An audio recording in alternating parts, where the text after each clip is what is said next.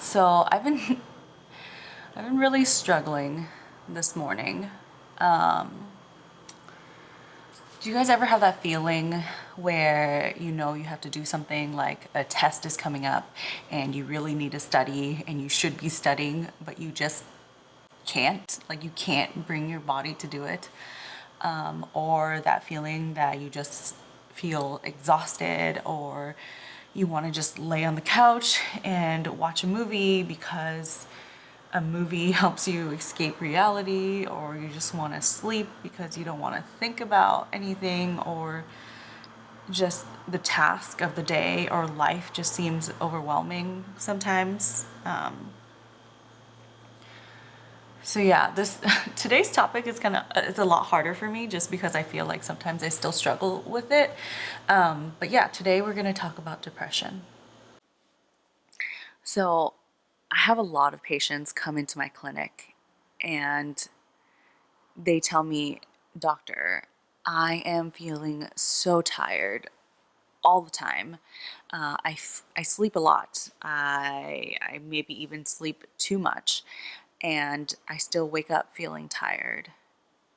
And my bowels don't feel like they're working properly, and I feel like my hair is falling out, and I just don't have interest in things. Like I just feel like my brain is fogged and I can't concentrate. Like I feel like there's something wrong with me. Like it must be my thyroid, or I must have anemia, or I must have IBS or fibromyalgia. You know, I must have cancer. It was something. It's always something else. And at times I tell my patients, you know, yes, those things, if you had any of those disorders, it can make you feel this way. And so we are going to do our best to work it up and to rule those things out.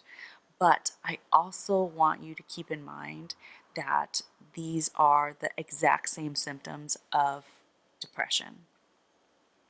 And I don't know why it's so hard for people to accept that, because a thyroid disorder, you have either not enough thyroid hormone, you are not producing enough thyroid hormone, and then you feel tired, you feel constipated, your hair falls out, and you just don't feel like yourself. It's a hormone imbalance. And so when you have depression, you feel tired, somnolent, you have difficulties with concentration. You can either gain or lose weight depending on if you overeat or undereat. The physical manifestations are the same. And with depression, you might have a hormone imbalance too. You could have decreased serotonin levels that is causing your depression. And so why is decrease in serotonin not as acceptable as decrease in thyroid hormone? Like, they're both hormones. Oh, I hear London. I think he's awake. Okay, let's go. London!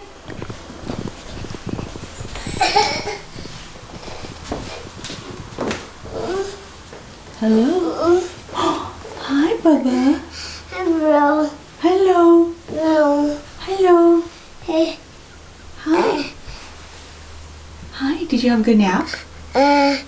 Maybe. It's a dead cat.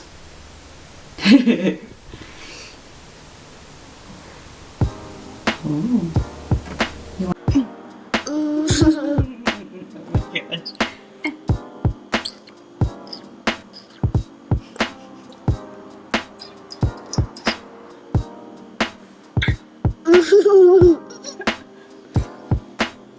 Broccoli. Broccoli. Yeah, it's yummy, huh? It's so yummy.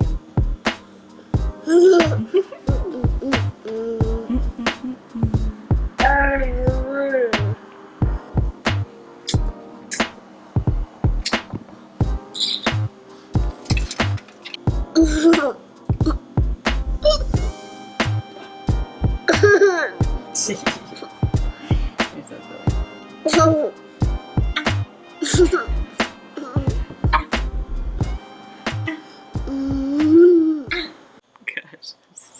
London is hilarious.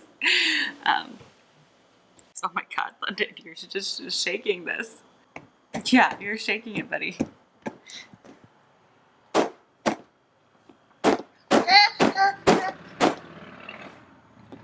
So I'm putting my tripod on here, and then he's just like shaking the whole table. Thanks, buddy. Thank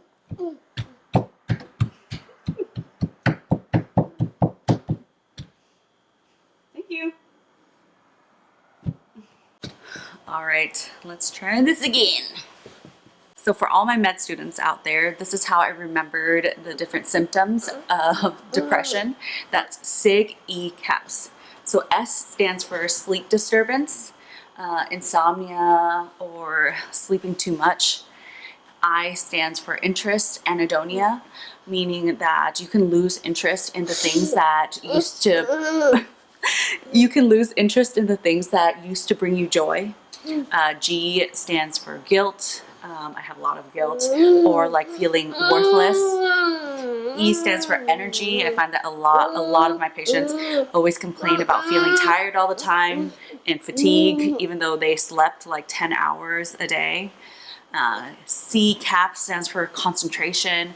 A lot of people have difficulties with concentration, like focusing for long periods of time, especially those who are trying to study for exams. A stands for appetite change. You can either binge eat too much or eat too little. P stands for psychomotor, which means like you're antsy or feel fidgety or just feeling like you're out of your skin.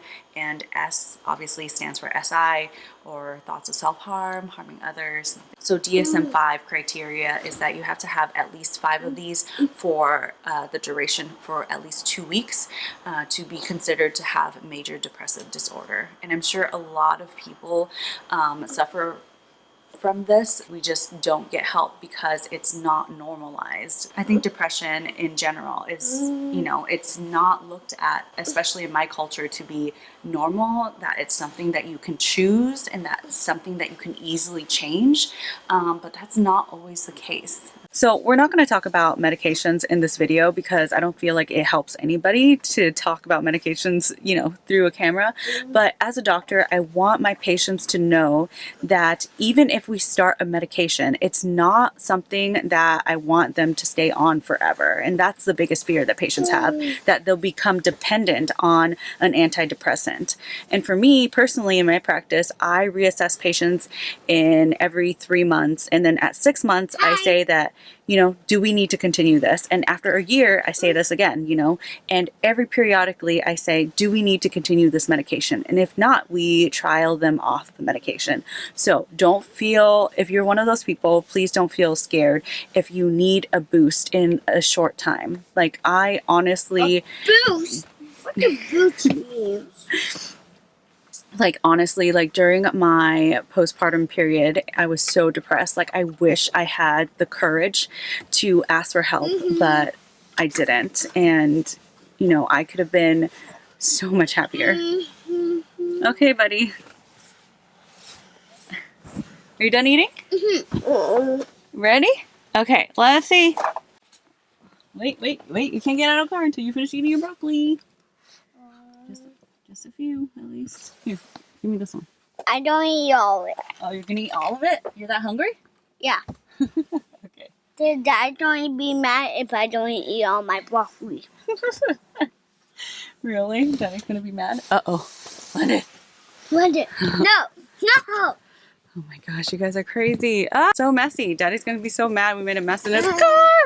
Oh my gosh. So for my patients who don't want to take medications, I always tell them that there are some things that naturally boost up our serotonin levels. And serotonin is the hormone that makes us feel good. So that is sunlight, good sleep, exercise, and good food.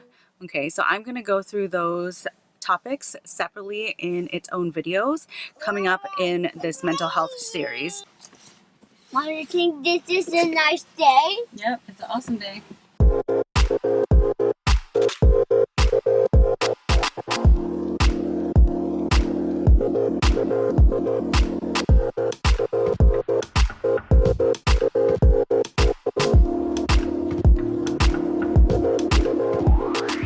Alright guys, so we're home now. I think we're gonna spend the rest of the night trying to make these marshmallow snowmen. Hi Wyatt. Oh, hi Captain America. Hi. Hi Captain America. Hi. Ta-da! Me time to watch it.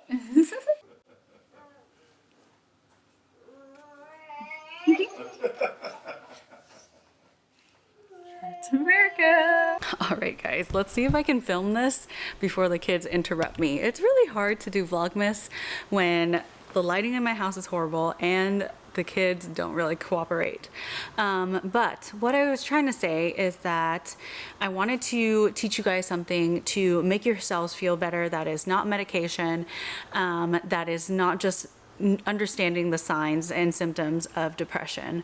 So have you guys ever thought of those people who, you know, like they have a terminal diagnosis or like something bad really happens to them and yet their mood and like they're still super happy, and you're like, how do you do that? Like I would be devastated if I lost a loved one, or you know, if I was diagnosed with cancer or something like that, you know, like how do you remain so positive? And honestly, like just like everything else in life, it all comes down to perspective, and they choose to see the joy in things. Can you wait for, oh.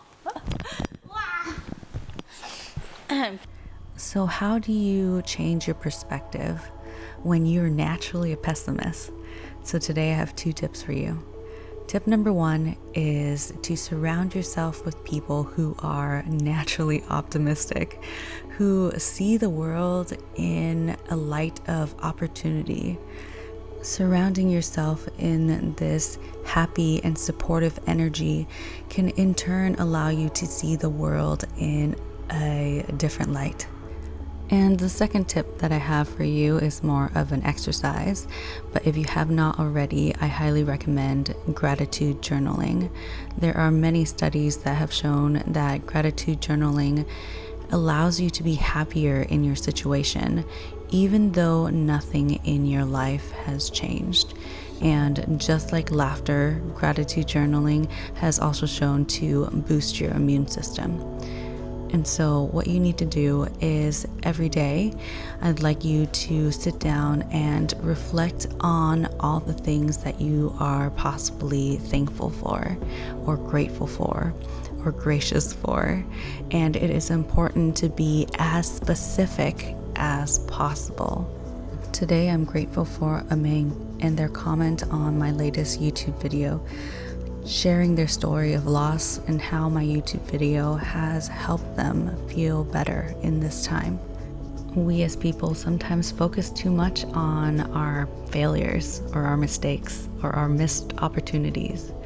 Gratitude journaling allows us to see the silver lining in things, to focus more on our success. And every day, write down 1 to 3 new gratitude statements. Try this out for a couple weeks and see if it makes a difference in your mood. So those are all the tips that I have for today in this video. I hope that you have found something useful. I hope that this video has given you the courage to talk about mental health, or to seek help if that is what you needed. Or at the very least, I hope that this video brought you some sort of comfort, knowing that you are not alone. Not alone in your feelings and not alone in this world. Thank you guys all so much for watching.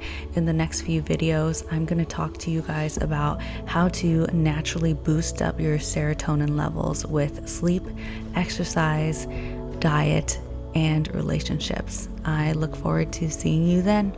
Peace.